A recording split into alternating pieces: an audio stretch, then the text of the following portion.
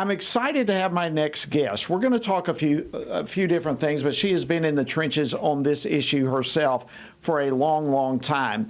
But last week, a judge ruled that New Mexico election officials violated public disclosure provisions of the National Voter Registration Act. They refused voter rolls to a conservative group, the Voter Reference Foundation. And the organization has developed a free database of registered voters in an attempt to try to expose potential irregularities or fraud. Well, this demonstrates, again, friends, how we all need to be perpetually vigilant to monitor how various states are running their elections. And again, I'm excited to have Jenny Beth Martin with me now. She's the co-founder and national coordinator of the Tea Party Patriots. Jenny Beth, welcome to Washington Watch. Great to have you. Oh, thank you so much for having me, Jody, and congrats on your book reaching #1 in new releases. Well, thank you very much. We're excited about that. And, this is an issue you and I have talked about a lot over the years, and one that you likewise have been right on the tip of the spear on so many times. As we look at what I just mentioned coming into this segment, have the voter rolls become the new battleground for elections, do you think?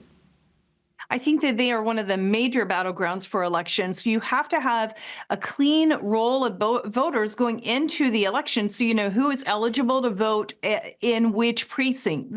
Many people are eligible to vote. You've just got to make sure they're voting in the right location.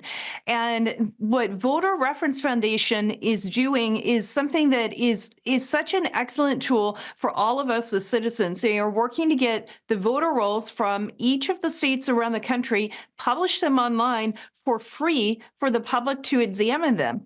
And what we just saw happen this past week is they were in a lawsuit against New Mexico, who was not going to let them post the information online. And a federal court said that that was in violation of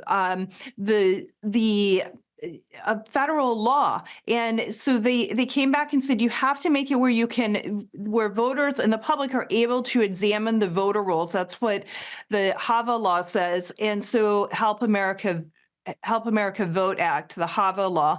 And they said that New Mexico has to allow Voter Reference Foundation to have the files and then to put them online. And I think that is a win.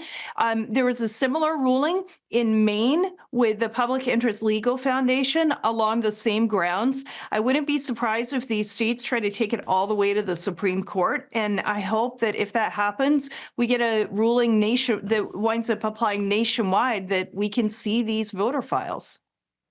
Wow, that's a huge step in the right direction. Another case that I wanted to put out to you, the Republican National Committee filed a lawsuit against Michigan's Secretary of State, Jocelyn Benson, who, of course, is a Democrat, but they're claiming that she covertly tried to evade the state's absentee voting protections. Can you tell us what's behind the story here? What is this all about? Well, she had said that you have to, when they're looking to match the voter signature, the signature on the absentee ballot to the signature on file, that the election offices needed to presume that the signature matched. And that is in violation of the law. The law doesn't say presume or assume that the signature matches. It says match the signatures.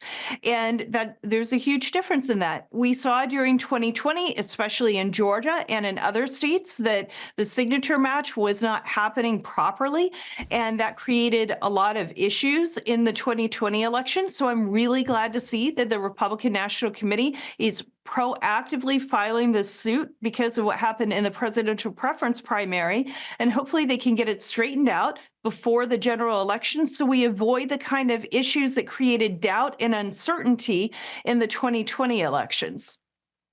Yeah, and what we're saying, these dirty tricks can happen in states, and we have to stay vigilant. We have to stay on top of all of this. So in our closing moment or so, how would you encourage conservatives who share the same passion you and I have for election integrity? How should they get involved? Well, if they go to teapartypatriots.org, they can sign up and get involved. with us, and we will help them work to secure elections. We also have a website, helpatthepolls.com, helpatthepolls.com, and we'll teach you how to be a poll watcher and a poll worker, and then plug you into other groups like the Election Integrity Network, who are doing a lot of research on voter rolls and other areas that are needed to secure elections.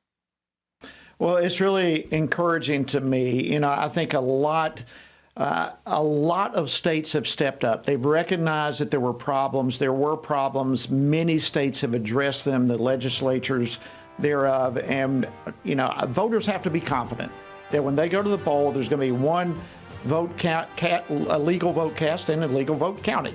And there's transparency and confidence in that. Jenny Beth Martin, thank you so much for all you do, standing in the front lines for all of us. We appreciate it. Glad to have you on Washington Watch. Thank you so much, Jody.